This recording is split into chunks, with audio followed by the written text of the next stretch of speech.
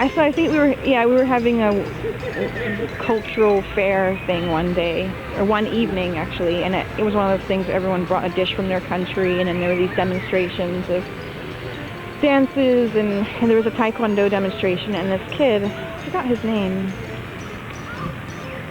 he was one of the people demonstrating, and I thought, oh, that looks like fun, and then realized that they were trying to also recruit people. Although I really don't know why he could only bring in one new person to class. Maybe because there was like a free class or something. I think that was it. You get one free class. So he had other people interested in going, but I, for some reason, I was the one that he chose. And I think it's because I was a girl and the other ones were guys. And he was this short little guy from Indonesia, and clearly had not spent a lot of time around girls, and was just, I don't know, stared at me in weird ways that made me feel really uncomfortable. So I go to I'm like, oh, okay, Taekwondo sounds like fun, alright, let's do this. So he would pick me up to take, we would go from the college, from the community college. He would drive us over there, and he would drop me off at home afterwards. But it was just, it got weird, and he was like staring at my bra strap, like, which is the weirdest thing ever. It's like he's not even like staring at my chest or anything, it's just the bra strap that's showing just outside of this sleeveless shirt that I was wearing, and he was just talking to me in the car, like driving, but just like talking to my shoulder, basically. Really strange. So that kind of started to weird me out. And then he would call me up, and he would keep trying to find me at the community college, but not for anything in particular, like it didn't have anything to do with the class. And then one day he wanted to pick me up to go to he's like, I'll give you a ride to school, which was like, oh, okay. And stupid me, I wasn't really processing all of this. And then he's like, oh, you can put your stuff in the trunk, and then I open up the trunk of his car, and there's this huge flower with a note attached to it, and I'm just like, what? And I still didn't get it. I'm so stupid, but I was just like, what's this? And he's like, oh, I don't know how that got there. He's like, I don't know what it is. I don't know. Why don't you, This is like something like a husband does for a wife after like 10 years of marriage. I know. I guess he thought he was being sweet. I can't even remember. I wish I remember what the note said. I don't even remember what it said. Because I probably just threw it away after that anyway.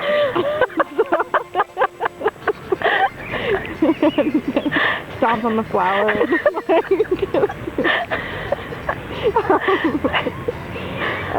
And then, so it started, it was getting a little too uncomfortable, and I just thought, oh, I really don't want this guy harassing me. So I told him, I was like, I'm sorry, I'm really busy, I can't do the class anymore. And this was after 2 weeks, but the class was three days a week. And he got a little bit, he seemed a little bit upset, but didn't really say anything. And then, I saw him, he still tried to talk to me after that, and I saw him one day at school, across the parking lot, and there was a parking lot, and then there was this big sort of grassy hill, which came down, and then leading into one of the college buildings. So I was walking towards that building, but I'm kind of walking through the parking lot down to the grass, and I saw him out of the corner of my eye. I was like, oh shit, I was with my friend, and I was like, oh no, I'm like, okay, I was like, just don't look, but then it was too late, because I knew he saw me, and he started yelling my name. That's the only thing that came to my mind, instead of being like, okay, whatever, we'll just, because I wasn't by myself, so it would have been okay if I had just talked to him, but no, I was like, my friend's like, what the hell's going on? But she just runs with me, so okay, and so I'm just booking it down the hill, and he's way across the parking lot, and starts running after me. Teresa! This little guy who was so fast because he caught up with us, and we were running to the building and make it there, but he was still running, and so I was like, keep running, bathroom, I have to get to the bathroom. So he'd like go up the stairs, just into the women's bathroom, and he's right behind the door, just like, oh, like face off against the door. It's like a horror film. It was so scary. And I was out of breath, and all these people in the bathroom were like, what is going on? What's all this commotion? And I'm just like, like, like, oh God. And I say to my friend, I'm like, I can't leave this bathroom. Like, I'm going to be here forever. He's probably waiting for me outside the door, which I think he was. So I was in the bathroom for a long time. Like how long? Well, I was probably in there for, like 15 minutes. It felt like forever. And my friend had to, like, she checked, you know, and she's like, he's gone. It was like it was totally something out of a movie. I can't believe he ran after us. Like, it was crazy. Definitely after that, he didn't really speak to me.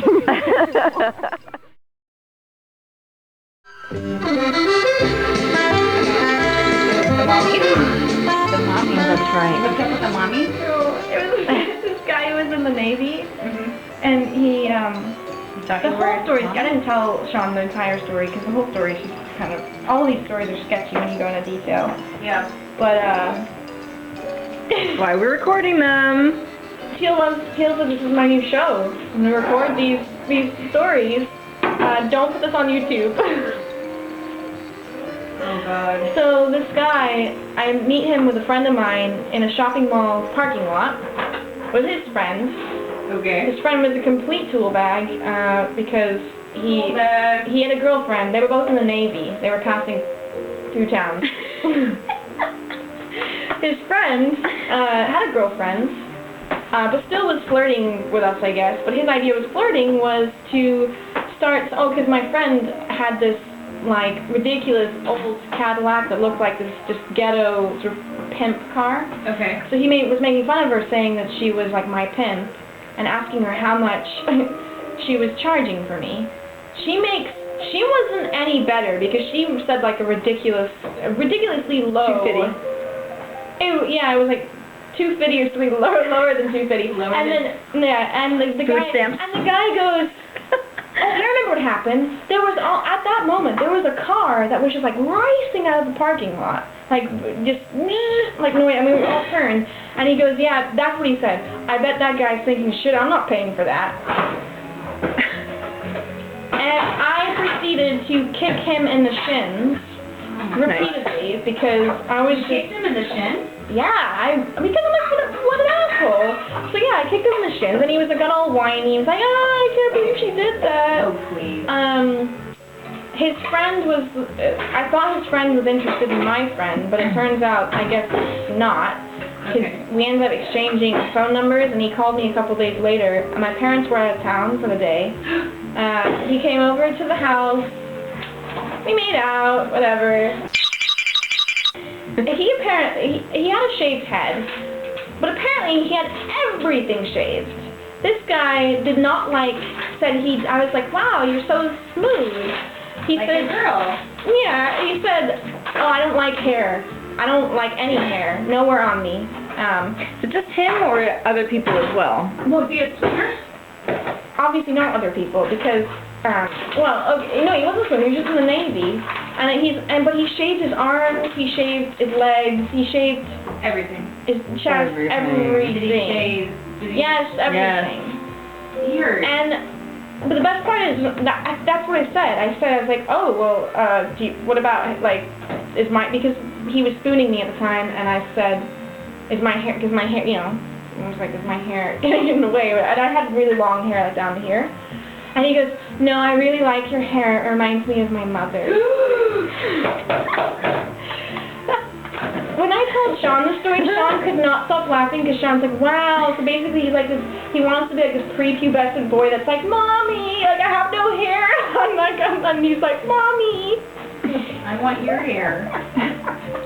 And not too long after that, I was like, yeah, my parents are gonna be home pretty soon, so maybe you should leave. You should go and actually sleep with your mother. And then I was just like, yeah, thanks. And I was like, well, that was fun. Okay.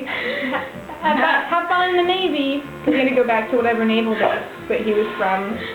Oh man.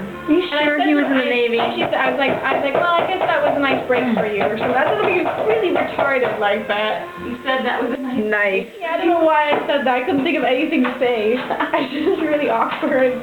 That's really funny.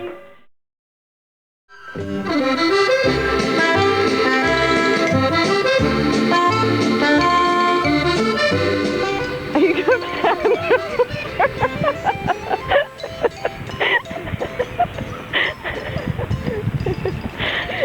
Very smooth.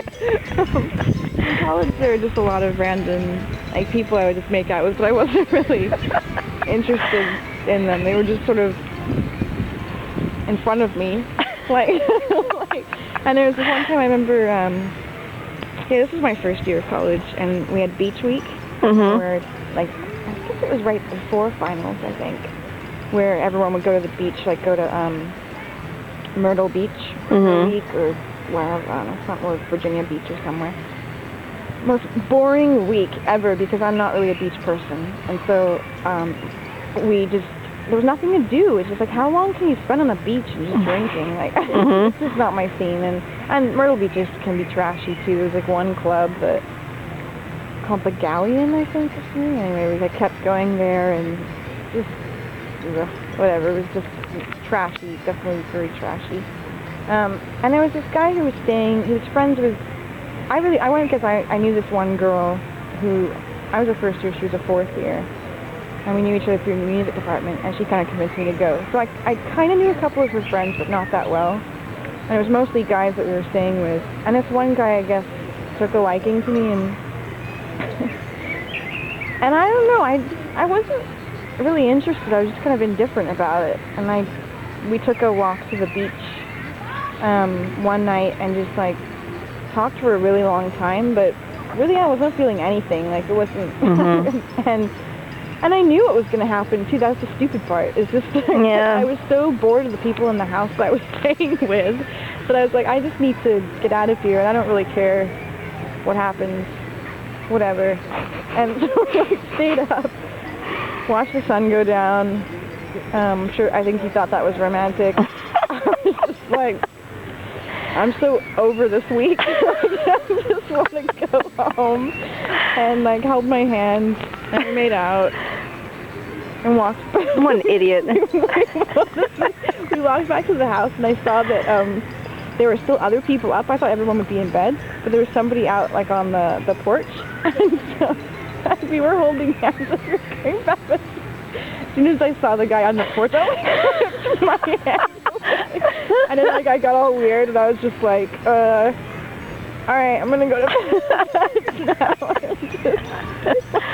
Went in my room and then realized, I was like, oh shit, like what did I just do? Now he's gonna be, because he was a nice guy, and like, he, I guess, thought that there was a connection, and there wasn't.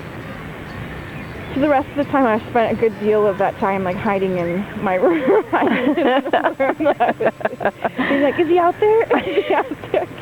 And also being 18, just kind of stupid anyway. And anyway, he obviously got the message and then stopped talking to me altogether. And that's good. Then he got the message. Yeah, I think I don't know. And then people were asking me like, what happened? Like, what's going on? I'm like, I don't know. I don't really know why I did that. I just did it. And that happened a lot. Boredom.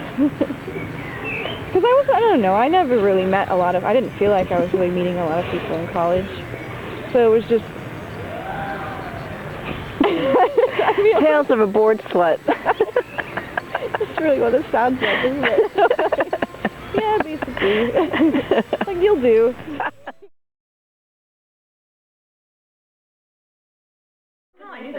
I said you weren't here. That's right. I said I was with... Call back. Okay, but be good. He's gonna probably say the same thing. Like, are you guys going to the party? Is it really bad? Nothing's fine. I'm just saying. In general. Yeah. Here, let me answer it. How do I answer it? Just put the phone up. What? Ah! Hello?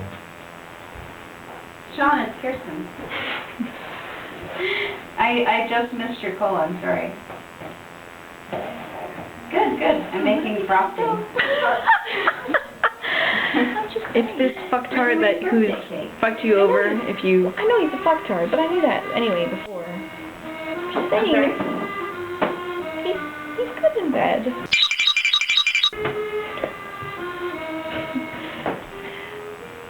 I don't think so, as long as you're not getting attached. That's so sweet. No. As long as you don't get, like, emotionally attached at all. I don't think that's possible after... That's so sweet. I mean, it's...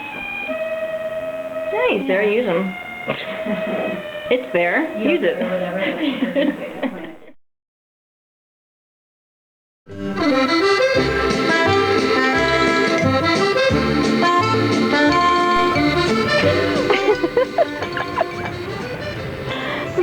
Anxiety. So you're going out with this Teale.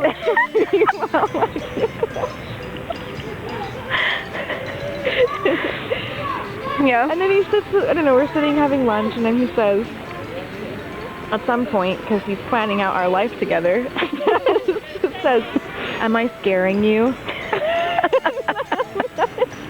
Like, why would you ask that?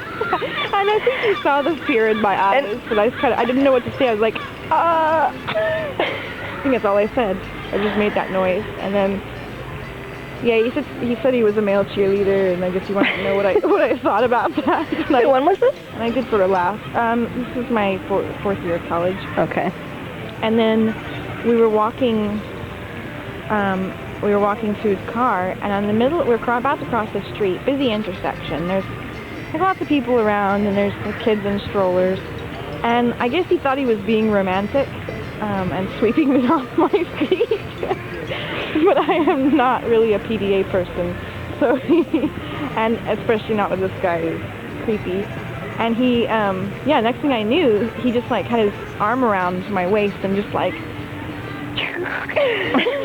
starts like sucking my face off. Oh. And like just like, yeah, just like sticks his tongue down my throat, and I'm just kind of like, like what? Help! And then we got to, and I didn't know what to say, and I couldn't even look at him after that. I was just sort of like, whoa.